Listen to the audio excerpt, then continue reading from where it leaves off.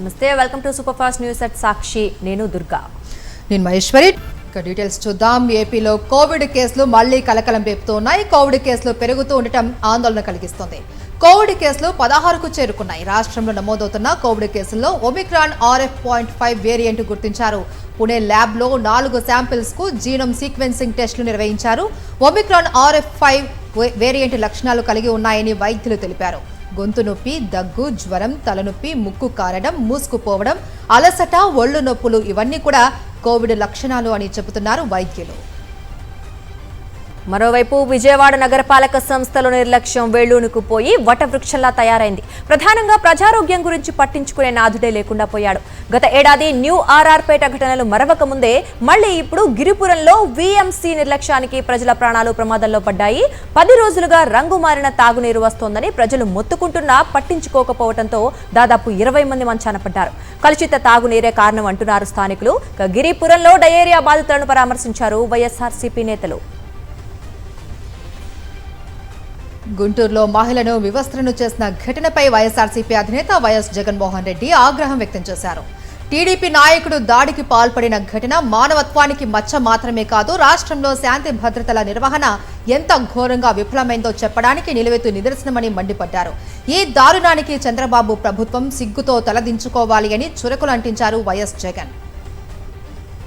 బుధవారం ఘటన జరిగితే 3 రోజుల పాటు దాన్ని కప్పిపెట్టినా చివరకు ఆ వీడియోలు సోషల్ మీడియాలో బయటకు వచ్చి రాష్ట్ర ప్రజలంతా చూసి ఈ పరిపాలనను అసహించుకున్న తర్వాత ఇప్పుడు తానేదో గొప్పగా చర్యలు తీసుకుంటున్నట్లు చంద్రబాబు హడావుడి చేయడం మరింత సిగ్గుచేటు అని మండిపడ్డారు వైఎస్ జగన్. ఆ వీడియోలు కప్పిపుచ్చుకోవడానికి శ్రద్ధ చూపే బదులు బుధవారమే నిందితుడిపైన తొలిసారి దాడి జరిగిన తర్వాత బాధిత మహిళ వెంటనే పోలీసులకు ఫిర్యాదు చేసినప్పుడు వారు స్పందించి ఉంటే ఇంతటి ఘోరం జరిగి ఉండేది కాదు కదా చంద్రబాబు అని నిలదీశారు. బాధితురాలు ఫిర్యాదు ఇచ్చిన వెంటనే కేసు నమోదు చేసి నిందితుల్ని అదుపులోకి తీసుకుని ఉంటే ఈ దారుణం జరిగేదా అని చంద్రబాబును నిలదీశారు YS Jaganmohan Reddy. Red book అరాచక పాలన చివరకు రాష్ట్రంలో మహిళలకు రక్షణ లేకుండా చేసిందని ఆవేదన వ్యక్తం చేశారు వైఎస్ జగన్మోహన్ రెడ్డి. అధికార పార్టీ నాయకుల దురాగతాల నుంచి తమను తాము కాపాడుకోవాల్సిన దుస్థితిలోకి మహిళలను నెట్టేసింది అన్నారు. చంద్రబాబు, ఇదేనా మీరు చెప్పే మహిళా భద్రత? ఇదేనా మీ సుపరిపాలన? ఇదేనా మీ పోలీసింగ్? చంద్రబాబు, మహిళల ఆగ్రహమే మీ ప్రభుత్వానికి తగిన బుద్ధి చెబుతుందని చంద్రబాబును హెచ్చరించారు వైఎస్ జగన్మోహన్ రెడ్డి. ఎమ్మెల్యే గల్లా మాధవి అరాచకాలు పెరిగిపోయాయన్నారు వైఎస్ఆర్సీపీ గుంటూరు నగర అధ్యక్షురాలు నూరి ఫాతిమా. పోలీసులను ఉపయోగించి దారుణాలకు తెగబడుతున్నారని మండిపడ్డారు. మహిళను వివస్త్రను చేశారంటే వీరిని ఏం చేయాలని నిలదీశారు. ఎమ్మెల్యేలపై చర్యలు తీసుకుంటే ఇలాంటివి జరిగేవి కాదన్నారు నూరి ఫాతిమా. మరి ఈ కూటమి ప్రభుత్వంలో మీరు చూసి పై స్థాయి దగ్గర నుంచి కింద స్థాయి వరకు, కింద స్థాయి కార్యకర్త ఎందుకు చేయకుండా ఉంటాడు? ఎందుకంటే పై స్థాయి కార్యకర్తే, పై స్థాయి ఉన్న నాయకులు వాళ్ళు ఎలా చేస్తారో వాళ్ళని చూసి నేర్చుకుంటారు. అలాగే ఈరోజు ఆ విధంగానే చూసి నేర్చుకున్నారు. ఎందుకంటే ఎమ్మెల్యేలు చేస్తే తప్పు కానప్పుడు మనం చేస్తే తప్పే ఉంది అని చెప్పి ఉద్దేశంతో మరి కింద వాళ్ళు ఉన్న కార్యకర్త మరి వాళ్ళు ఎందుకు చేయకుండా ఉంటారు? మల్లెల మూర్తి తప్పు కాదని అనుకున్నారు. అందుకోసం హిజ్రాలను తీసుకొని వచ్చి ఆవిడ అలా విధంగా చేయటం నిజంగానే ఆ వీడియో చూస్తే ఎంత బాధగా ఉంది. సంగారెడ్డి జిల్లా సుల్తాన్పూర్ ఔటర్ రింగ్ రోడ్డుపై ఘోర రోడ్డు ప్రమాదం జరిగింది. ఈ ఘటనలో 2 అక్కడికక్కడే మృతి చెందగా 4గురికి తీవ్ర గాయాలయ్యాయి. సంగారెడ్డి జిల్లా సుల్తాన్పూర్ ఎగ్జిట్ 4 సమీపంలో 3 వాహనాలు ఢీకొని ఔటర్ రింగ్ రోడ్డు రక్తసిక్తమైంది. పటాన్ చెరువు వైపు నుంచి వస్తున్న ఫార్చునర్ కారులో 3 ప్రయాణిస్తూ ఉన్నారు. సుల్తాన్పూర్ ఎగ్జిట్ సమీపానికి రాగానే డ్రైవర్ వాహనంపై కంట్రోల్ తప్పడంతో కారు రోడ్డులోని డివైడర్ను ఢీకొట్టి పల్టీలు కొడుతూ ఎదురుగా ఉన్న రహదారిపైకి దూసుకెళ్లింది. అదే సమయంలో బొల్లారం వైపు వెళ్తున్న ఈవీ కారును ఫార్చునర్ బలంగా ఢీకొట్టింది. అనంతరం అదే దారిలో వస్తున్న టాటా నెక్సాన్ కారు కూడా ఫార్చునర్ను ఢీకొనడంతో ప్రమాద తీవ్రత మరింత పెరిగింది. ఈ ఘటనలో ఫార్చునర్ కారులోని కైలాశ్రామ్, టాటా నెక్సాస్ కారులో డ్రైవర్ పక్కన కూర్చున్న శివనాగరాజు అనే వ్యక్తి అక్కడికక్కడే మృతి చెందారు. మరో 3 తీవ్ర గాయాలతో ఆసుపత్రికి తరలించగా వారి పరిస్థితి విషమంగా ఉన్నట్లు సమాచారం. Chandrababu is of doing corruption లో నెంబర్ 1 అంటూ మండిపడ్డారు మాజీ మంత్రి గుడివాడ అమర్నాథ్. వైఎస్ఆర్సీపీ హయాంలో వరుసగా 4 ఏళ్లు రాష్ట్రం మొదటి స్థానంలో ఉంటే ఇప్పుడు 8వ స్థానానికి పడిపోయిందని గుర్తు చేశారు. చంద్రబాబు నాయుడు గారు దేంట్లో ఈ రోజు దేశంలో నెంబర్ 1 ఉన్నారంటే is of doing real estate business లో నెంబర్ 1 గా ఉన్నారు. ఇంకా దేంట్లో ఉన్నారంటే ఈజ్ ఆఫ్ డూయింగ్ కరప్షన్ లో ఉన్నారు. కొడుకేమో స్పీడ్ ఆఫ్ డూయింగ్ బిజినెస్ అంటాడు. స్పీడ్ ఆఫ్ డూయింగ్ బిజినెస్ లో కాదు, స్పీడ్ ఆఫ్ డూయింగ్ కరప్షన్ లో నెంబర్ 1 లో ఉన్నారు. మేము వైఎస్ఆర్ కాంగ్రెస్ పార్టీ ప్రభుత్వంలో ఉన్నప్పుడు is of doing business number 1 ఉండడం అది మా గొప్పతనం. ఆ రోజు మేము చేసినటువంటి కార్యక్రమాలు, తీసుకొచ్చినటువంటి పాలసీస్ ఈజ్ ఆఫ్ డూయింగ్ బిజినెస్లో ఆంధ్రప్రదేశ్ రాష్ట్రం నెంబర్ 1గా నిలబెట్టాం. రంగారెడ్డి జిల్లా శంషాబాద్ మండలం బహదూర్గూడలో బుల్లెట్ ట్రైన్ ప్రాజెక్టు కోసం భూసేకరణ అంశం మరోసారి ఉద్రిక్తతకు దారితీసింది. భారీ సంఖ్యలో హైడ్రా అధికారులు, రెవెన్యూ, పోలీసు బృందాలు గ్రామానికి చేరుకుని పలు నిర్మాణాలను తొలగించగా రైతులు, స్థానికులు తీవ్ర అభ్యంతరం వ్యక్తం చేశారు. పోలీసులపైకి రైతులు కారం చల్లి కుర్చీలు విసరడంతో ఉద్రిక్తత వాతావరణం నెలకొంది. ఈ క్రమంలో డీసీపీ యోగేష్ గౌతమ్ సహా పలువురు సీఐల కళ్లల్లో కారం పడింది.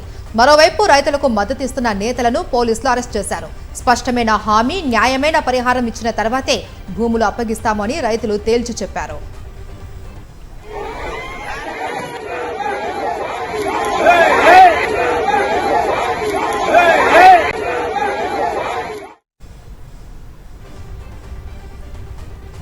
మేడ్చల్ జిల్లా ఘట్కేసర్లో పర్యటించారు సీఎం రేవంత్ రెడ్డి. అందశ్రీ జయంతి సందర్భంగా స్మృతివనం నిర్మాణానికి CM Revanth Reddy, deputy CM Bhatti Vikramarka భూమి పూజ చేశారు.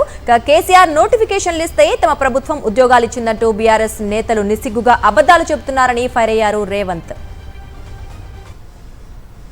మేక తోలు కప్పుకున్న తొడేలు ఈనాడు మాట్లాడుతుంది. కేసీఆర్ గారు నోటిఫికేషన్లు ఇస్తే రేవంత్ రెడ్డి ఉద్యోగాలు ఇచ్చిండని. ఈరోజు ఒక్క మాట నేను అడగదలుచుకున్నా.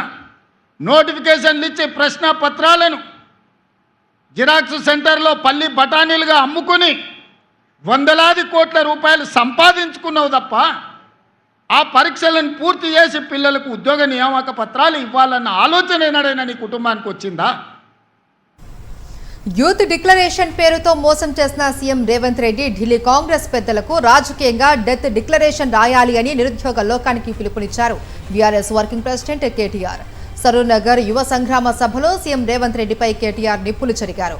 కాంగ్రెస్ ప్రభుత్వంలో 70,000 ఉద్యోగాలు ఇచ్చినా రుజువు చేస్తే శాశ్వతంగా రాజకీయాల నుంచి తప్పుకుంటాను అని సీఎం రేవంత్ రెడ్డికి సవాలు విసిరారు కేటీఆర్. కానీ వాళ్ళు ఇక్కడికి వచ్చినాక మీ ఉత్సాహం చూస్తుంటే ఒకటే అనిపిస్తా ఉన్నది. రేవంత్ రెడ్డి గారు ఇప్పటిదాకా ఒక లెక్క, ఈ జోష్ చూస్తుంటే ఇక్కడి నుంచి మరొక లెక్క స్టార్ట్ అవుతుంది నీకు. రేవంత్ రెడ్డి మాటల్లో చెప్పాలంటే బెల్ట్ ట్రీట్మెంట్ ఇద్దామా, లాగులో తొండలిడుద్దామా, గుడ్లు వీకి గోటీలాడదామా, ఏం చేద్దామా ఆలోచించండి. రంగారెడ్డి జిల్లా సరూర్ నగర్ లో బీఆర్ఎస్ నిర్వహించిన బహిరంగ సభకు పోటీగా కాంగ్రెస్ పార్టీ సరికొత్త రీతిలో కౌంటర్ ఇచ్చింది. ప్రభుత్వ విప్ బల్మూరి వెంకట్ ఆధ్వర్యంలో గాంధీ భవన్ లో భారీ ఫోటో ఎగ్జిబిషన్ స్కిట్ ను నిర్వహించారు. గత బీఆర్ఎస్ ప్రభుత్వ హయాంలో టీఎస్పీఎస్సీతో పాటు పలు ఇతర ప్రభుత్వ ఉద్యోగాల పరీక్షల పేపర్లు ఏ విధంగా లీక్ అయ్యాయో వివరించేలా పోస్టర్లను ప్రదర్శించారు. కాంగ్రెస్ పార్టీ గ్రేటర్ హైదరాబాద్ ను మజ్లిస్ పార్టీకి అప్పగించాలి అని చూస్తోందని ఆరోపించారు కేంద్ర మంత్రి కిషన్ రెడ్డి. అది జరగొద్దు అంటే గ్రేటర్ ఎన్నికల్లో బీజేపీయే గెలిచి తీరాలి అన్నారు. సికింద్రాబాద్ లో బీజేపీ మహంకాళి జిల్లా కార్యవర్గ సమావేశంలో కార్యకర్తలకు దిశానిర్దేశం చేశారు కేంద్ర మంత్రి.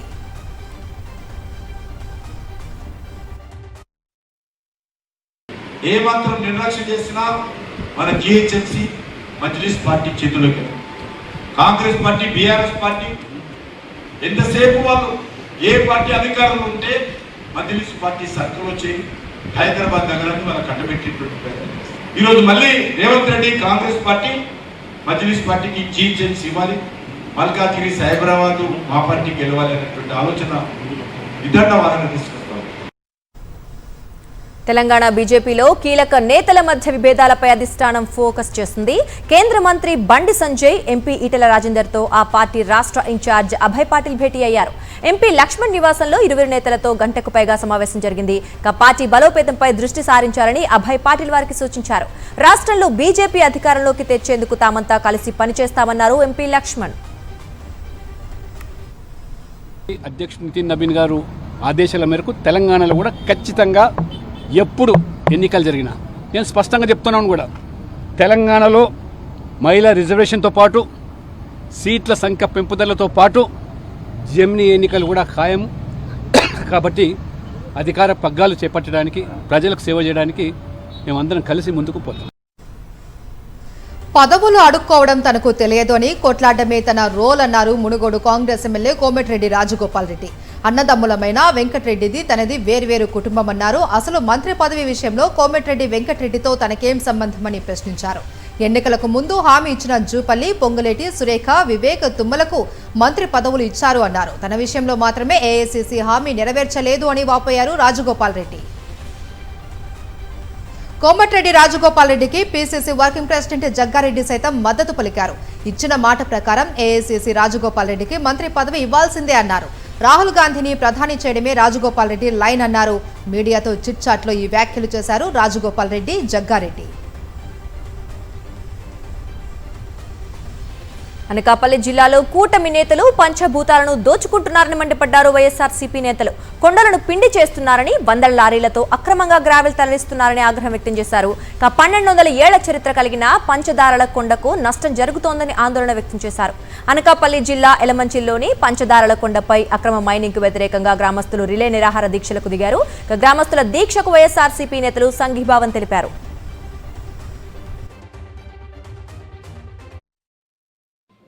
దొంగలు ఊళ్ళు పంచుకుంటున్నారని వినేవాళ్ళం. ఇవాళ చూస్తున్నాం ఇక్కడ. అసలు మాకే ఆశ్చర్యంగా ఉంది. ఎందుకు ఇంత దూరం వచ్చి పోటీ చేశారు, ఎందుకు ఇంత దూరం వచ్చి గెలిచారు అని అంటే సేవ కోసమో అని అనుకున్నాం. కానీ దోపిడీ కోసం అనేది వచ్చిన రోజు నుంచి మొదలు పెట్టేశారు. కొండల్ని మింగేసే అనకొండలు వచ్చినాయి, భూముల్ని మింగేసే బకాసురులు వచ్చారు. ఏం జరుగుతుందో ఉత్తరాంధ్రలో తెలియని పరిస్థితి తీసుకొచ్చారు. నెల్లూరు, ప్రకాశం జిల్లాలకు మణిహారంగా రాష్ట్ర ఆర్థిక అభివృద్ధికి దోహదపడే రామాయపట్నం పోర్టుకు చంద్రబాబు సర్కారు వెన్నుపోటు పొడిచేందుకు సిద్ధమైంది. కోస్తా తీర ప్రాంత అభివృద్ధిలో భాగంగా వైఎస్ఆర్సీపీ ప్రభుత్వం రామాయపట్నం పోర్టు నిర్మాణానికి శ్రీకారం చుట్టింది. రామాయపట్నం పోర్టును ప్రైవేటుపరం చేసేందుకు సర్కారు కుట్రలను నిరసిస్తూ కావలి మాజీ ఎమ్మెల్యే రామిరెడ్డి ప్రతాప్ కుమార్ రెడ్డి, కందుకూరు సమన్వయకర్త బుర్రా మధుసూదన్ యాదవ్ల మాజీ మంత్రి, వైఎస్ఆర్సీపీ జిల్లా అధ్యక్షుడు కాకాని గోవర్ధన్ రెడ్డితో కలిసి చలో రామాయపట్నం కార్యక్రమాన్ని నిర్వహించారు.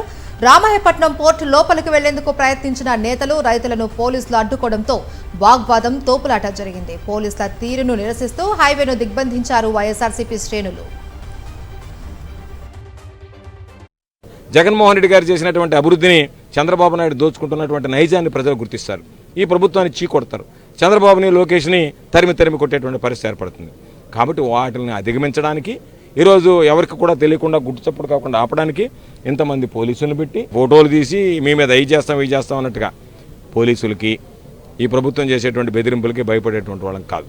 అందుకే ఈరోజు వేలాదిగా ధరలు వచ్చారు జనం అని అంటేనే, పాపం ఎర్రటెండని సైతం లెక్క చేయకుండా ఇక్కడ ఉన్నారు అని అంటేనే దాని అర్థం ఏమిటి అంటే ప్రజలు ఈరోజు రామాయపట్నం పోర్టు ప్రైవేటీకరణ నిరసిస్తున్నారు. అల్లూరి సీతారామరాజు జిల్లా జీకే వీధి మండలం జెర్రెల పంచాయతీలో సిపిఎం ఆధ్వర్యంలో బాక్సైట్ తవ్వకాలకు వ్యతిరేకంగా భారీ బహిరంగ సభ నిర్వహించారు. అసంపల్లి నుంచి మిఠాయికొండ వరకు సరిహద్దు గ్రామాల ప్రజలతో భారీ ర్యాలీ చేపట్టారు. గిరిజన చట్టాలను పటిష్టంగా అమలు చేసి పోడు భూములకు పట్టాలు ఇవ్వాలని డిమాండ్ చేశారు.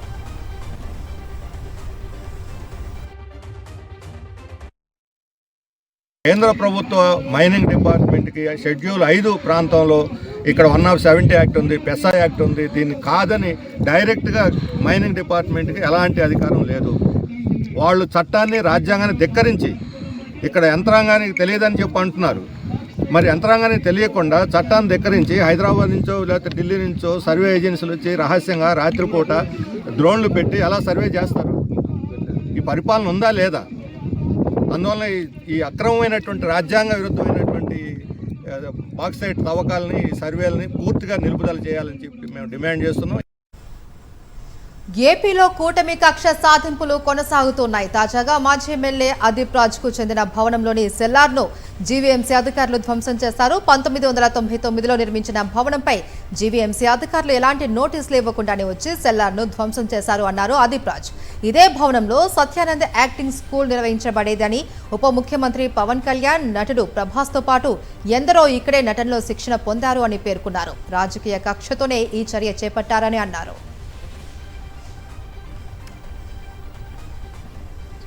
సికింద్రాబాద్ తిరుమలగిరిలో కూల్చివేతలు చేపట్టారు హైడ్రా అధికారులు. తిరుమలగిరి, అల్వాల్, మల్కాజ్గిరి రెవెన్యూ మండలాల పరిధిలో విస్తరించి ఉన్న 100 ఎకరాలకు పైగా స్థలంలో వెలిసిన అక్రమ షెడ్లు, ప్రహారీ గోడను నేలమట్టం చేశారు. GLR 243, revenue civil survey number 255లో ఉన్న ప్రభుత్వ భూమి కబ్జా అయినట్లు ఫిర్యాదులు వచ్చాయి. దీంతో రంగంలోకి దిగిన హైడ్రా కూల్చివేతలు చేపట్టింది. అయితే అల్వాల్ రెవెన్యూ పరిధిలోకి లోతుకుంట గ్రామంలోని 56 ఎకరాల ప్రైవేట్ భూమిలో హైడ్రా అధికారులు కూల్చివేతలు చేపట్టారని శాంతా శ్రీరామ్ సంస్థ లీగల్ సెల్ అడ్వకేట్ మల్లేష్ ఆరోపించారు. కోర్టు ఆదేశాలను ధిక్కరించి కూల్చివేతలు చేపట్టడం సరికాదన్నారు.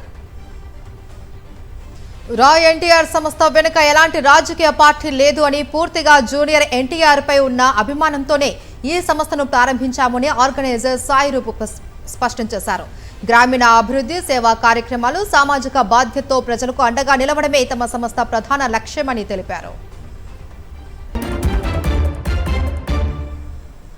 నేషనల్ అప్డేట్స్ చూద్దాం. మధ్యప్రదేశ్ సీఎం మోహన్ యాదవ్ సంచలన వ్యాఖ్యలు చేశారు. రాష్ట్రంలో నివసించాలంటే కేవలం ఒక్క వివాహం మాత్రమే చేసుకుని ఉండాలన్నారు. త్వరలో తీసుకురానున్న యూనిఫామ్ సివిల్ కోడ్ బిల్ ద్వారా ఒక వివాహం చేసుకున్న వారికి మాత్రమే రాష్ట్రంలో నివసించే చట్టపరమైన హక్కు ఉంటుందని ఆయన స్పష్టం చేశారు. పేపర్ లీక్స్ కు వ్యతిరేకంగా పోరాడుతున్న సామాజిక కార్యకర్త సోనం వాంగ్చుక్ తన నిరాహార దీక్ష కొనసాగిస్తున్నారు. ఉదయం వాంగ్చుక్ దీక్షను భగ్నం చేసిన ఢిల్లీ పోలీసులు జంతర్ మంతర్ నుంచి ఆయన్ను బలవంతంగా సఫ్దర్జంగ్ హాస్పిటల్కు తరలించారు. ఆయనకు చికిత్స అందించేందుకు వైద్యులు ప్రయత్నించినా ఆయన అంగీకరించలేదు. ఫ్లూయిడ్స్ తీసుకోకుండా దీక్ష కొనసాగిస్తున్నారు. సోనం వాంగ్చుక్ నిరాహార దీక్షను భగ్నం చేయడాన్ని తప్పు పట్టారు కాంగ్రెస్ అగ్రనేత రాహుల్ గాంధీ. అసత్యం, హింస మోదీ ప్రభుత్వ ప్రధాన సూత్రాలు అంటూ ఎక్స్ వేదికగా తీవ్రంగా స్పందించారు. దేశ రాజధాని ఢిల్లీలోని జంతర్ మంతర్ వద్ద నిరాహార దీక్ష కొనసాగిస్తున్నారు కాక్రోచ్ జనతా పార్టీ వ్యవస్థాపకుడు అభిజిత్ దీప్కే. సామాజిక కార్యకర్త సోనం వాంగ్చుక్ దీక్షను భగ్నం చేసిన చోటే దీప్కే దీక్షకు దిగారు. తమ పోరాటం ఆగదు అని స్పష్టం చేశారు. ఈ నెల 20న చలో సంసద్ నిర్వహించి తీరుతాము అన్నారు. జంతర్ మంతర్ వద్ద ఉద్రిక్త పరిస్థితులు ఏర్పడ్డాయి. నిరాహార దీక్ష చేస్తోన్న కాక్రోచ్ జనతా పార్టీ వ్యవస్థాపకుడు అభిజిత్ దీప్కేపై ఇంక్ దాడి జరిగింది. దీక్షా స్థలి వద్ద మద్దతుదారులతో మాట్లాడుతున్న సమయంలో దీప్కేపై ఓ మహిళ ఇంక్ చల్లింది. ఇక వెంటనే సీజేపీ ఫాలోవర్స్ ఆమెను పట్టుకున్నారు. పశ్చిమ బెంగాల్లో బుల్డోజర్ రాజకీయాలు చర్చనీయాంశంగా మారాయి. తృణమూల్ కాంగ్రెస్ జాతీయ ప్రధాన కార్యదర్శి, లోక్సభ సభ్యుడు అభిషేక్ బెనర్జీకి చెందిన కార్యాలయాన్ని దక్షిణ 24 పరగనాల జిల్లా యంత్రాంగం కూల్చివేసింది. అయితే ఇది పూర్తిగా రాజకీయ కక్ష సాధింపే అని తృణమూల్ ఆరోపించింది. మొన్నటి వరకు సల్మాన్ ఖాన్ ను టార్గెట్ చేసిన బిష్నోయ్ గ్యాంగ్ ఇప్పుడు మరో బాలీవుడ్ స్టార్ ను లక్ష్యంగా చేసుకుంది. ఇటీవల గౌరీ స్ప్రాట్ ను 3వ వివాహం చేసుకున్న ఆమీర్ ఖాన్ ను బెదిరించింది. ఆయన వివాహం పట్ల ఈ గ్యాంగ్ అసంతృప్తిగా ఉందని బెదిరింపులో లవ్ జిహాద్ ను ప్రస్తావించింది. ఇక ఈ చర్య సనాతన ధర్మానికి, దేశానికి విరుద్ధం, మేం ఇలాంటి చర్యలను సహించబోమని ఆన్లైన్ పోస్ట్ లో పేర్కొంది. గుజరాత్ లో ఘోర విషాదం జరిగింది. అహ్మదాబాద్ లో బాణాసంచా కర్మాగారంలో పేలుడు సంభవించింది. 8 మంది చనిపోయారు, 10 మందికి పైగా గాయపడ్డారు. గాయపడ్డ వారిని ఆసుపత్రులకు తరలించారు. రమోల్ ప్రాంతంలో ఉన్న ఈ క్రాకర్స్ ఫ్యాక్టరీ అనుమతులు లేకుండా నడుస్తున్నట్లు పోలీసులు గుర్తించారు. చెన్నై నుంచి మధురై వెళ్తోన్న ఓ ప్రైవేట్ స్లీపర్ కోచ్ బస్సులో భారీ అగ్ని ప్రమాదం జరిగింది.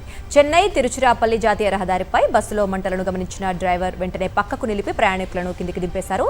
దాంతో అందరూ సురక్షితంగా ప్రమాదం నుంచి బయటపడ్డారు.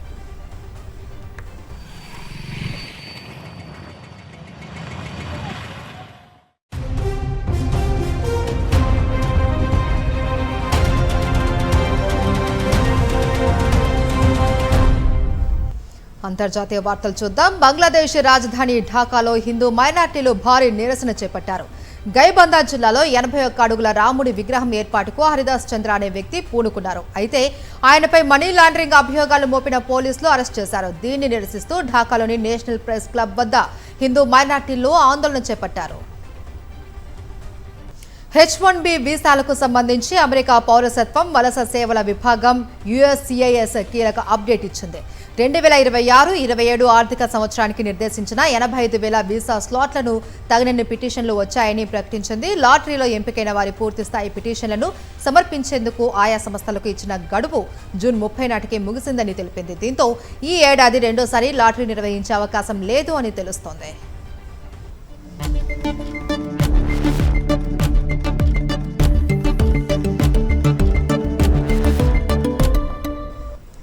బిజినెస్ అప్డేట్స్ చూద్దాం. యూపీఐ లావాదేవీలు చేసే వ్యాపారులపై మర్చెంట్ డిస్కౌంట్ రేటు ప్రవేశపెట్టాలని కేంద్ర ప్రభుత్వం యోచిస్తున్నట్లు తెలుస్తోంది. దీనివల్ల అదనపు భారంతో పాటు కస్టమర్లపై ప్రతికూల ప్రభావం పడుతుందని ఆందోళన వ్యక్తమవుతోంది. తద్వారా దీర్ఘకాలంలో యూపీఐ వినియోగం తగ్గే ప్రమాదం ఉందని అంచనా వేస్తున్నారు.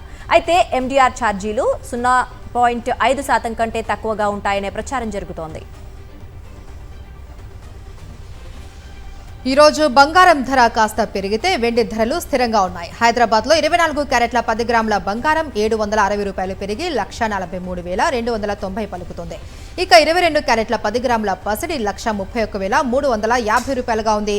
కిలో వెండి 2,35,000 పలుకుతుంది.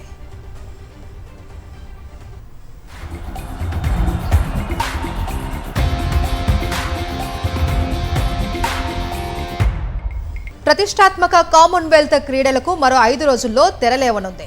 ఈ విశ్వ క్రీడల్లో భారత బృందాన్ని ఒలింపిక్ విజేతలు మీరాబాయి చాను, లోవ్లీనా బోర్గోహైన్ నడిపించనున్నారు. ఈ నెల 23న మొదలయ్యే ఆరంభ వేడుకల్లో మీరాబాయి, లోవ్లీనాలు 126 మందితో కూడిన భారత బృందానికి నాయకత్వం వహించనున్నారు. ఆరంభ వేడుకల్లో ఒకరు మువ్వెన్నెల జెండాను, మరొకరు కామన్వెల్త్ క్రీడా జ్యోతిని పట్టుకొని సగర్వంగా నడుస్తారు అని భారత ఒలింపిక్ సంఘం అధ్యక్షురాలు పీటీ ఉషా తెలిపారు. 3 వన్డేల సిరీస్లో భాగంగా ఇంగ్లాండ్, భారత్ మధ్య ఆదివారం చివరి మ్యాచ్ జరగనుంది. సిరీస్ నిర్ణయాత్మక పోరుకు లార్డ్స్ గ్రౌండ్ ఆతిథ్యం ఇవ్వనుంది. ఇంగ్లాండ్ జట్టుతో టీ20 సిరీస్ చేజార్చుకున్న టీమిండియా చివరి 3వ వన్డేలో గెలిచి సత్తాను చాటాలని అనుకుంటోంది. ఈ మ్యాచ్ నేపథ్యంలో అందరి కళ్ళు రోహిత్ శర్మ మీదనే ఉన్నాయి. గత 2 మ్యాచ్ల్లో వరుసగా 11, 26 స్కోర్లు మాత్రమే రోహిత్ శర్మ చేయగలిగారు. బ్యాటింగ్ కు అనుకూలించే లార్డ్స్ పిచ్ పై రోహిత్ చెలరేగి భారత్కు విజయాన్ని అందించాలని అభిమానులు కోరుకుంటున్నారు. లార్డ్స్ వన్డే రోహిత్ కు చివరిదని, తర్వాత రిటైర్మెంట్ ప్రకటిస్తారనే ప్రచారం కూడా జరుగుతోంది. ఇవి super fast news updates. Next magazine story ప్రసారమవుతుంది. చూస్తూనే ఉండండి సాక్షి.